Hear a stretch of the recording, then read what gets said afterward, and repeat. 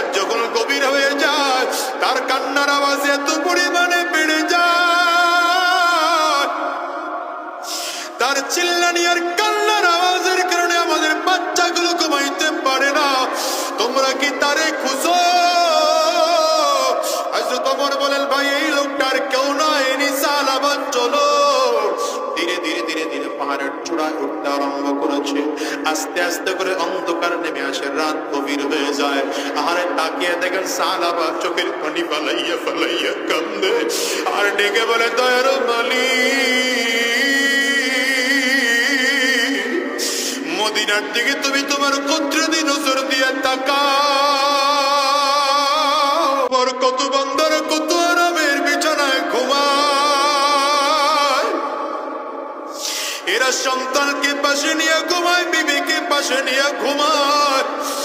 সালাবা করে, আমার সন্তান আমার বিবিকেও নিয়ে পাশে ঘুমাইতে পারি না। আজকে কতদিন একটু আরামের ঘুম নাই গো আল্লাহ।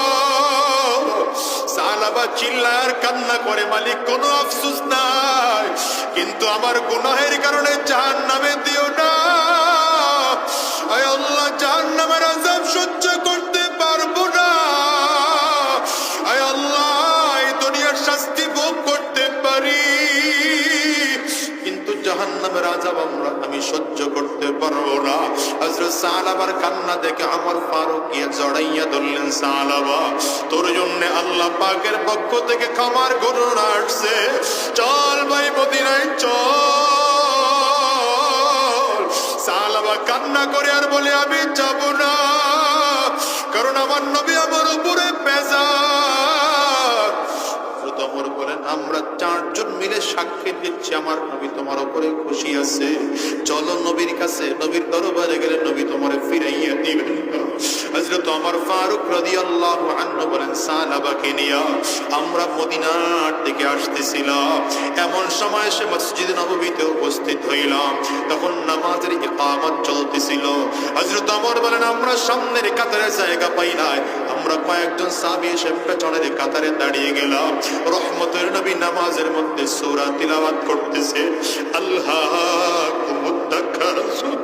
নবীজি নামাজের সূরা তিলাওয়াত করেন, আল্লাহুম্মা তাকাসুর।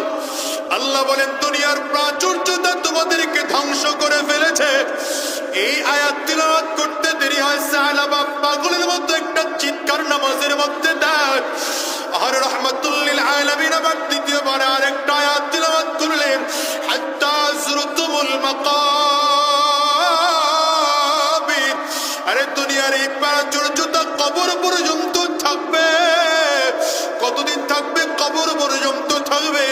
এই তিলাওয়াত যখন করলেন, সাহাবা আবার জোরে একটা চিৎকার দিয়েছে। এত জোরে চিৎকারের আওয়াজ পুরো মসজিদে নববী থরথর করে কেঁপে উঠছে। হযরত ওমর বলেন, তাকিয়ে দেখলাম সাহাবা মাটির মধ্যে লুটিয়ে পড়লো। আমি যখন নামাজ শেষ করলাম, তাকাইয়া দেখি সাহাবা দুনিয়ায় না।